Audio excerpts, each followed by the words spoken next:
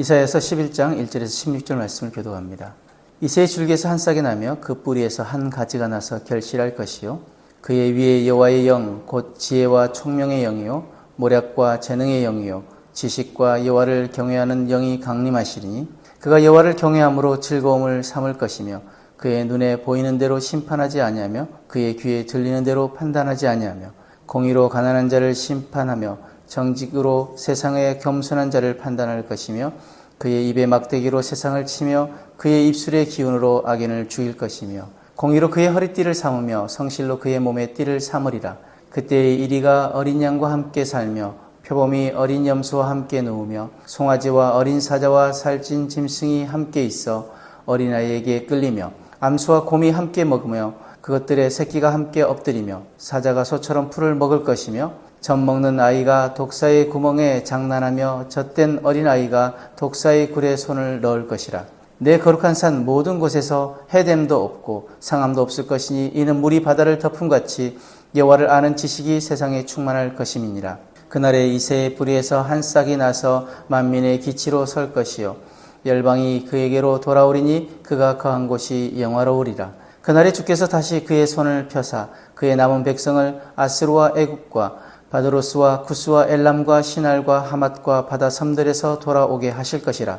여호와께서 열방을 향하여 기치를 세우시고 이스라엘의 쫓긴 자들을 모으시며 땅 사방에서 유다에 흩어진 자들을 모으시리니 에브라임의 질투는 없어지고 유다를 괴롭게 하던 자들은 끊어지며 에브라임은 유다를 질투하지 아니하며 유다는 에브라임을 괴롭게 하지 아니할 것이요 그들이 서쪽으로 블레셋 사람들의 어깨에 날아앉고 함께 동방 백성을 노략하며 에돔과 모압의 손을 대며 암몬 자손을 자기에게 복종시키리라.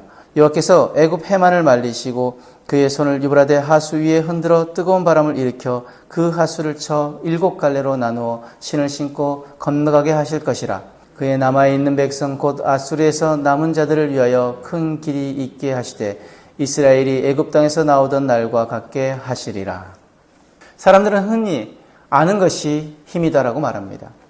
그러나 성경은 우리에게 가장 중요한 지식은 세상의 지식이 아니라 하나님을 아는 지식이라고 말합니다.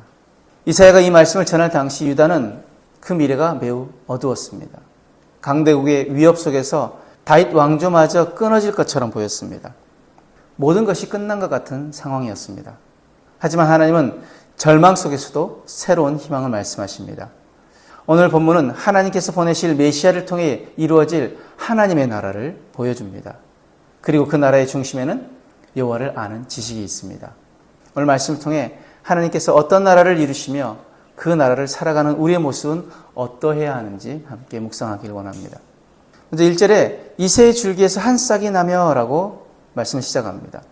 줄기는 그루터기를 의미하며 이는 이미 잘려나간 나무를 의미합니다. 이것은 다윗 왕조가 심판을 받아 마치 베어진 나무처럼 될 것을 암시합니다. 그 모습은 사람의 눈에는 모든 것이 끝난 것처럼 보입니다. 그러나 하나님은 그 그루터기를 남겨두셨습니다. 그리고 그 남은 자리에서 새로운 싹이 돋게 하십니다. 이 싹은 바로 예수 그리스도를 가리킵니다. 우리의 삶에도 모든 것이 끝난 것 같은 순간이 있습니다. 건강이 무너지고 관계가 끊어지고 계획이 실패할 수도 있습니다. 하지만 우리 하나님은 끝난 자리에서도 새롭게 시작하시는 분이십니다. 하나님께는 그루터기가 끝이 아니라 새로운 시작입니다. 그러므로 우리는 상황이 아니라 하나님의 약속을 바라보며 소망을 품고 살아가야 합니다. 2절에서 5절 말씀에 이새의 뿌리에서 나온 왕에게는 하나님의 영이 충만히 임합니다. 지혜와 총명, 모략과 재능, 지식과 여호와를 경외하는 영이 함께합니다. 여기서 모략은 계략이라는 의미이고 재능은 능력입니다. 그는 사람의 겉모습으로 판단하지 않고 가난한 사람과 약한 사람의 편에 서서 공의롭게 재판하십니다. 세상의 권력은 그 힘 있는 사람을 향하기 쉽지만 하나님의 나라의 왕은 가장 연약한 사람을 바라보십니다. 예수님께서 이 땅에 오셔서 그렇게 사셨습니다. 병든 자를 찾아가셨고 죄인을 품으셨고 소외된 사람들의 친구가 되어주셨습니다. 예수님이 이루시는 하나님의 나라는 공의와 정의가 살아있는 그런 나라입니다. 6절 9절 말씀에 본문에는 놀라운 장면이 나옵니다. 이리가 어린 양과 함께 살고 사자가 소처럼 풀을 먹으며 어린아이가 독사의 굴에 손을 넣어도 해를 입지 않습니다. 이 말씀은 단순히 동물들의 변화만을 말하는 것이 아닙니다. 죄로 인해 깨어졌던 모든 관계가 회복되는 하나님 나라의 모습을 보여줍니다. 그 이유를 9절에서 분명히 말하고 있는데 이는 물이 바다를 덮음같이 여호와를 아는 지식이 세상에 충만할 것임이니라. 평화는 힘이 많아서 오는 것 아닙니다. 제도가 완벽해서 오는 것 아닙니다. 사람들이 하나님을 알고 하나님을 경외할 때 진정한 평화가 시작됩니다. 오늘날 세상에는 지식은 넘쳐나지만 평화는 점점 사라지고 있습니다. 왜 그렇습니까?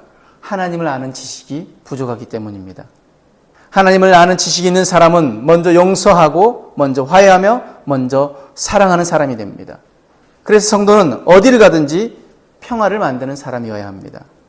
10절에 16절 말씀에 메시아께서 깃발을 드시면 열방이 그분께 나온다고 말합니다. 10절 말씀에 그날에 이새의 뿌리에서 한 싹이 나서 만민의 기치로 설 것이요 열방이 그에게로 돌아오리니 그가 거한 곳이 영화로우리라. 이 기치는 행군이나 혹은 전쟁의 상황에서 군인들에게 방향을 제시하는 깃발을 의미합니다. 포로로 흩어진 남은 자들이 다시 모여들고 유다와 에브라임의 오랜 분열도 끝이 날 것이라고 말씀합니다. 하나님은 갈라진 백성을 하나 되게 만드신 분이십니다. 예수님은 십자가를 통해 하나님과 사람을 화목하게 하셨고 사람과 사람 사이도 하나 되게 하셨습니다. 그러므로 교회는 분열을 만드는 공동체가 아니라 바울이 평안에 매는 줄로 성령이 하나 되게 하신 것을 힘써 지키라고 권면한 것처럼 하나됨을 힘써 지키는 공동체가 되어야 합니다. 우리 교회가 그런 공동체가 되어지길 원합니다. 오늘 말씀은 우리에게 세 가지 질문을 던집니다. 첫 번째 질문은 이것입니다. 나는 절망보다 하나님의 소망을 바라보고 있는가? 비록 내 삶이 그루터기처럼 보일지라도 세상의 눈에는 다 끝난 것처럼 보일지라도 하나님 새롭게 시작하실 수 있는 분이십니다. 새로운 싹을 자라나게 하실 수 있는 분이 하나님이심을 우리는 믿고 나아가야 합니다. 두 번째로 나는 예수님의 공의를 닮아가고 있는가? 약한 사람을 외면하지 않고 공정함과 사랑으로 그들을 대하고 있는지 우리는 우리 자신을 돌아보아야 합니다. 마지막으로 나는 여호와를 아는 사람답게 평화를 만드는 사람인가? 가정에서, 교회에서, 직장에서 화평을 이루기 위해 먼저 내가 손을 내밀고 있는지, 내가 그들에게 다가가고 있는지 점검해야 합니다. 하나님을 아는 지식은 머리에만 머무는 지식이 아니라 삶 속에서 공의와 사랑, 화평과 하나됨으로 나타나는 지식입니다. 사랑하는 성도 여러분, 세상은 여전히 분열되고 약한 사람이 고통받으며 절망이 가득한 것처럼 보입니다. 그러나 하나님은 이미 예수 그리스도를 이 땅 가운데 보내셔서 새로운 나라를 시작하셨습니다. 그 나라의 특징은 무엇입니까? 공의며 평화이며 하나됨입니다. 그리고 그 모든 것은 여호와를 아는 지식에서 시작됩니다. 오늘도 우리가 하나님을 더욱 깊이 알고 그분을 경외하며 살아가는 우리의 삶이 되어지길 원합니다. 우리의 삶을 통해 하나님 나라의 평화가 가정과 교회와 세상 가운데 흘러가기를 주님의 이름으로 축복합니다. 기도하겠습니다. 사랑의 하나님, 절망 가운데서 소망의 싹을 자라나게 하시는 주님을 찬양합니다. 우리에게 예수 그리스도를 보내셔서 공의와 평화의 나라를 이루게 하심을 감사합니다. 우리의 삶이 여호와를 아는 지식으로 충만하게 하시고 어디에서나 화평을 이루며 하나됨을 지키는 주님의 백성이 되게 하여 주옵소서. 감사하며 예수님의 이름으로 기도드립니다. 아멘.